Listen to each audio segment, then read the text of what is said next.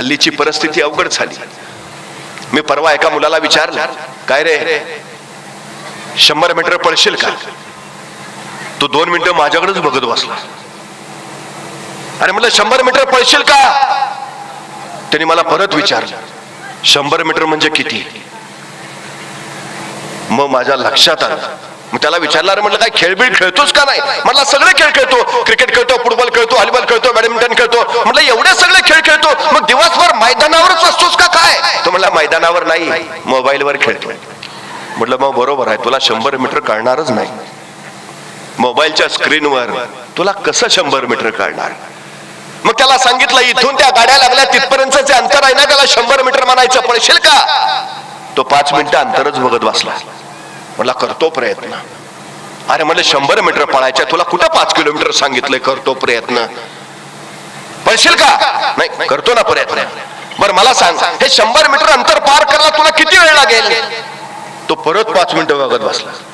अरे मला सांग ना किती वेळ लागेल? 5 मिनिटं तर लागतील. अरे 100 मीटर पळायचं आहे. हो तेच ना, 5 मिनिटं तर लागतील. अरे ऑलिम्पिकचा हुसेन बोल्टचा रेकॉर्ड 7 सेकंदाचा आहे. तो 7 सेकंदात 100 मीटर पळतो. तू 10 सेकंद म्हण, 15 सेकंद म्हण, 20 सेकंद म्हण, 25 सेकंद म्हण, का 5 मिनिटं? माझं मला माहिती आहे ना. अरे बाळा 100 मीटर पळायचं आहे, किती वेळ लागला? सांगितलं ना 5 मिनिटं. मला सुचायचंच बंद झालं. तेवढ्यात त्याचा मित्र धावत धावत आला. ए पळ पुत्र पिसाळ, इतक्या भयान वेगात पळत सुटला. 5 सेकंदात 100 मीटर. मी त्याला म्हटलं तू तर हुसेन बोल्टचं रेकॉर्ड मोडलंस. त्याचं ऑलिम्पिकचं रेकॉर्ड 7 सेकंदाचा आहे, तू 5 सेकंदात 100 मीटर पळलास. म्हटलं मग कुत्रा मागं लागला होता. म्हणजे तुमच्यात 5 सेकंदात 100 मीटर पळायची क्षमता आहे. बाहेर कधी आली? संकट आल्यावर. मग संकट चांगली आहेत का वाईट आहेत? चांगली आहे. संकटांचं स्वागत करायला हवं. संकट तुम्हाला अडवायला येत नाहीत, संकट तुमची उंची वाढवायला येतात. अडचणी तुम्हाला थांबवायला येत नाहीत, अडचणी तुमच्यातल्या क्षमता बाहेर काढायला येतात. अडथळे तुम्हाला रोखायला येत नाहीत, अडथळे तुमच्यातली कौशल्य बाहेर काढता येतात. स्वागत करायला हवं. संकट, अडचणी, अडथळे. सावलीत झाड वाढत नाही, त्याला त्याचा संघर्ष करूच द्यावा लागतो, तेव्हा तेव्हा तो घडतो. आमच्या पिढ्या जर घडवायच्या असतील तर सगळ्यात महत्वाची गोष्ट आहे त्यांचा संघर्ष त्यांना करू द्या, करू द्या. आमची अडचण काय आहे सध्या? मुलगा आईला विचारतो, आई सायकल शिकू का? नको, पडशील. पोहायला जाऊ का? नको, बुडशील. मग खेळायला जाऊ का? नको, धडपडशील. मग करू काय? टीव्ही बघ. कशी घडणार आहेत मुलं आमची? एखाद्यानं प्रचंड मोठं कर्तृत्व गाजवलं की त्याला गरुड झेप म्हणतात. त्यांनी गरुड झेप घेतली. गरुड झेप म्हणजे काय? आणि गरुडच का घेतो? तुम्हाला माहिती आहे गरुड कसा बनतो?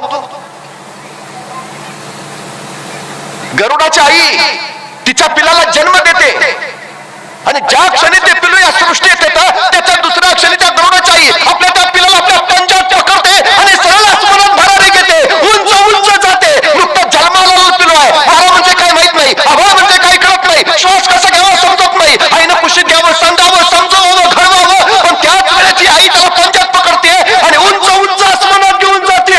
अगदी उंच. त्या पिलाला काही कळेना, त्या आजोबाने ऐकलं बघते आणि अपाट उंचीवर गेल्यावर ती आई त्या गरुडाच्या पिलाला पायातनं सरळ खाली फेकून देते. सण सण सण सण करते, खाली खाली येत आहे.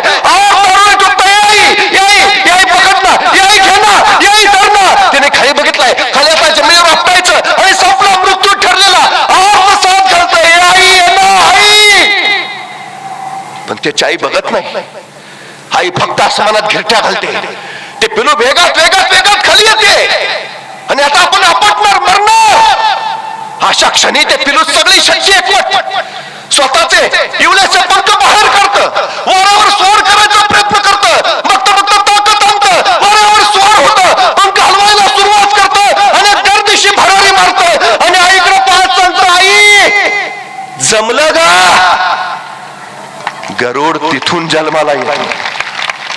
सोडा ना आमची पोरं दुनियेच्या या आभाळात. घर तुझा तू, वार तुझा तू, तुझा तू विश्व घडव.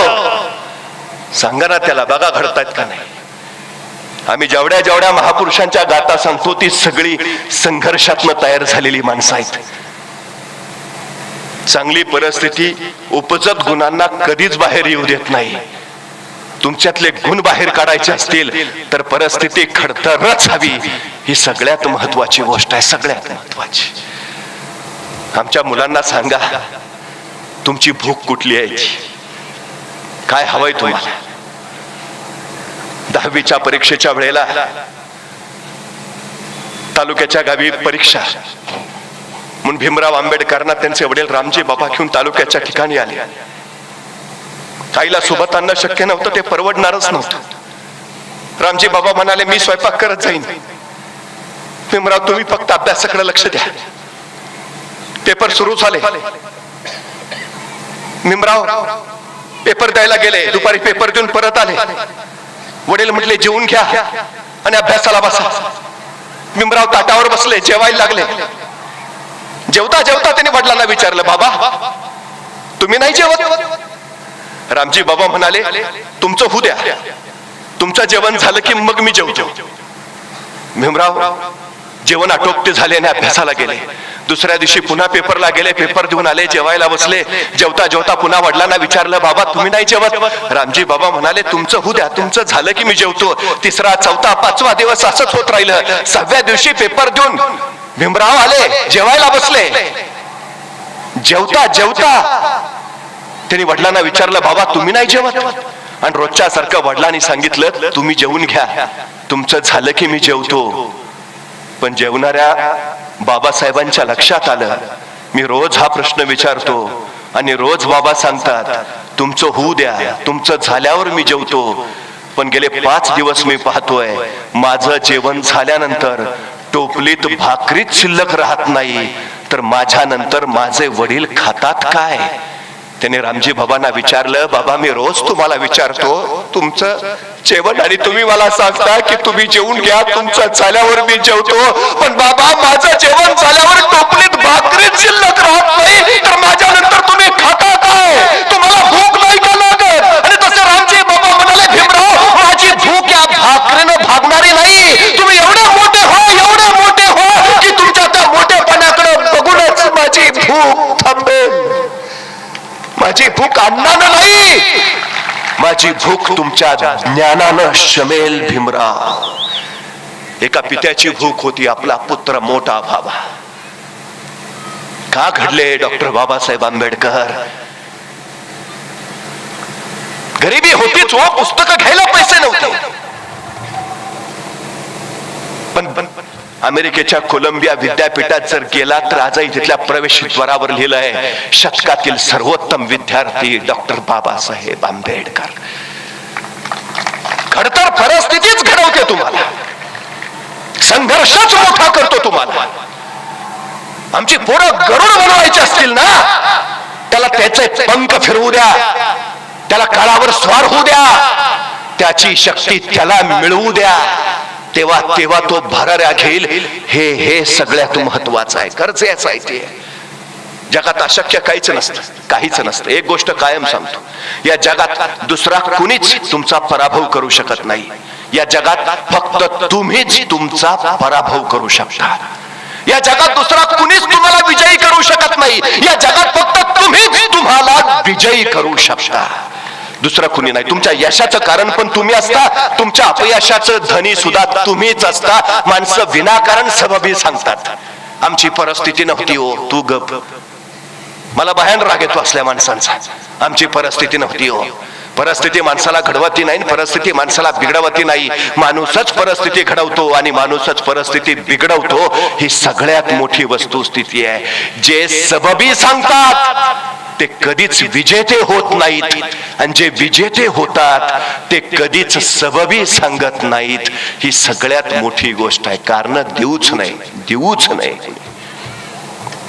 आमच्या पोरांना ते सांगावं, उगाच काहीतरी कारण सांगायची, काहीतरी सबबी द्यायच्या.